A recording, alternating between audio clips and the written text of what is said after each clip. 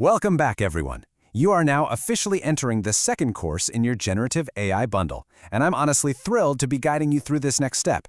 In your first course, you really got your hands dirty. You started using large language models, or LLMs, and you've already seen some of the incredibly sophisticated things they can do. But right now? Well, we're going to use this explainer to completely demystify that magic box you've been playing with. You've experienced the outputs firsthand. Now, we're going to pull back the curtain and see how the engine actually works. Okay, let's dive right into this and look at our roadmap.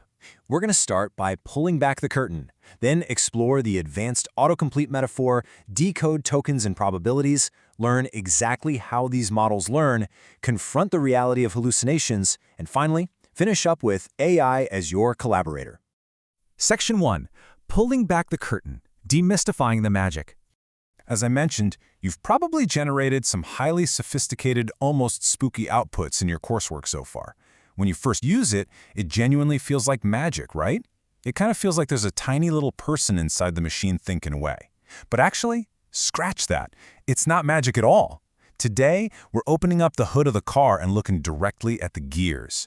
Before we even get into the math and the code, though, we have to establish the right mindset. Technology as an intellectual amplifier, not a replacement for human critical thinking.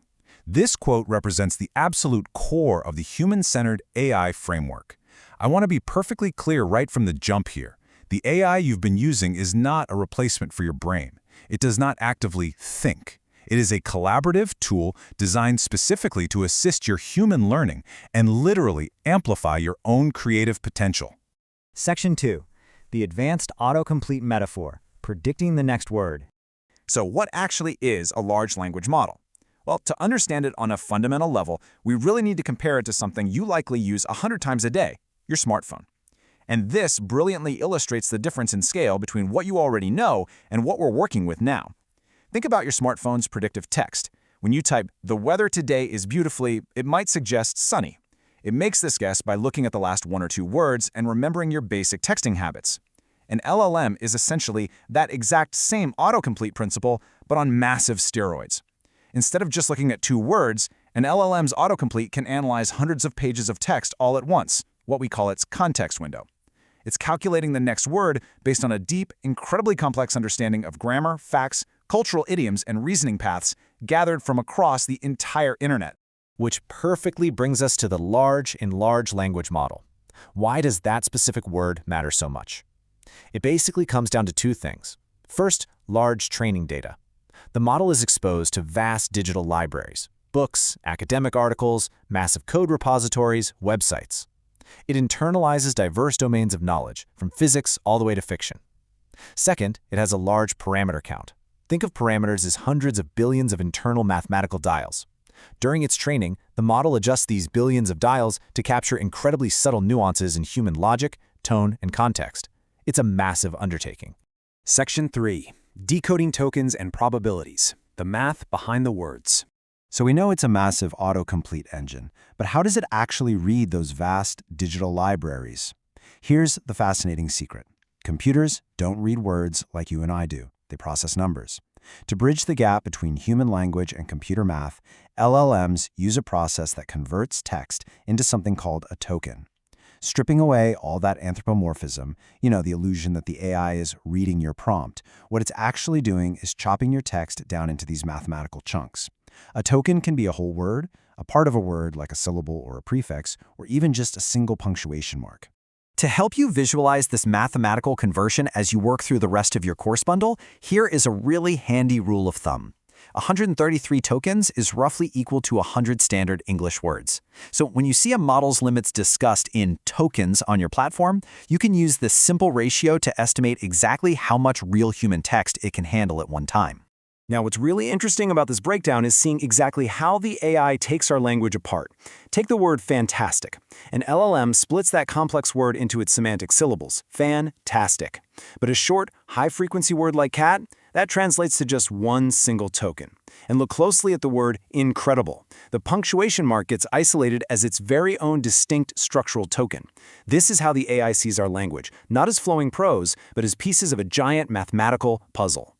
Once your prompt is tokenized into those puzzle pieces, it becomes a rapid-fire game of probability. If you type a cup of hot, the AI calculates the statistical probability of every single token in its vast vocabulary to figure out what should logically follow. The token for coffee or tea is going to have a massive statistical probability score compared to a token like, say, bicycle. The model simply picks the highest probability token, adds it to the sentence, and then recalculates the probability for the next token hundreds of times per second. Section 4. How language models learn, from text generator to assistant. Now, these massive probability engines don't just magically emerge out of thin air, fully formed and ready to chat. They have to go to school, and human guidance plays an absolutely indispensable role here. It's a three-step life cycle. Step 1 is pre-training. The model analyzes massive amounts of raw, uncurated data, basically just playing a continuous game of guess the missing word to learn sentence structure and facts. But at this point, it's just a raw text generator. Step 2 is fine-tuning. Developers feed it specialized, high-quality question and answer pairs, so it learns the dynamic back-and-forth format of a helpful assistant. Finally, Step 3, reinforcement learning from human feedback. This is critical. Human educators and evaluators review the AI's outputs and rank them based on accuracy, safety, and helpfulness.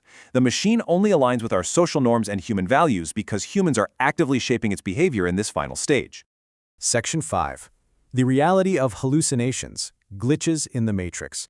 Because we understand how the mathematical mechanics work now, we have to address the elephant in the room. AI makes mistakes. And those limitations are a direct byproduct of the mechanics we literally just learned about. So the crucial point is this: AI operates entirely on statistical probability, not conscious thought. And it certainly doesn't possess a true understanding of the truth. When an AI gives you a flawlessly written, completely confident, yet entirely fabricated answer to a niche question, that is called a hallucination. It's not intentionally lying to you, it's just a statistical error where the probability engine guessed wrong, but did so with perfect grammar. Because hallucinations are inherent glitches in these statistical models, your human verification is absolutely mandatory. As you continue with your hands-on coursework, always remember that the AI lacks an understanding of true facts. It can generate fabricated, flawless-sounding tokens all day long. Therefore, you must act as the primary editor and critical thinker. Cross-checking sources and evaluating the logic of the output isn't just a suggestion. It is the entire foundation of using these tools properly. Section 6. AI as your collaborator, the human-centered framework. We've spent this explainer talking about how the machine works. Now let's pivot to how you are going to work with the machine in the remainder of this course bundle. We need to visually balance the scales here. A human-centered strategy recognizes that both you and the generative AI bring completely unique superpowers to a task. The LLM superpowers are vast pattern recognition, rapid cross-domain data synthesis, and rapid prototyping of ideas. But your human superpowers are what drive the actual value. You bring deep cognition, empathy, lived experiences, moral judgment, and ethical oversight.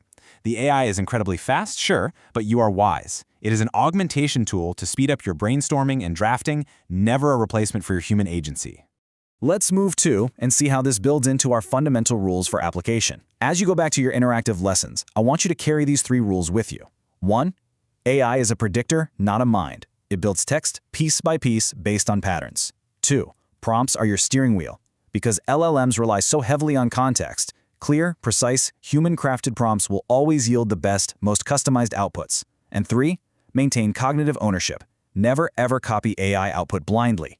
Treat it as a first draft or an educational outline that absolutely demands your unique voice in critical analysis. And I will leave you with this provocative thought to carry into the rest of your courses. The AI is the rapid predictor, but you are the mind. Where will you steer it next? Thank you so much for joining me to look under the hood today. Enjoy the rest of the course bundle, keep experimenting, and we'll see you in the next explainer.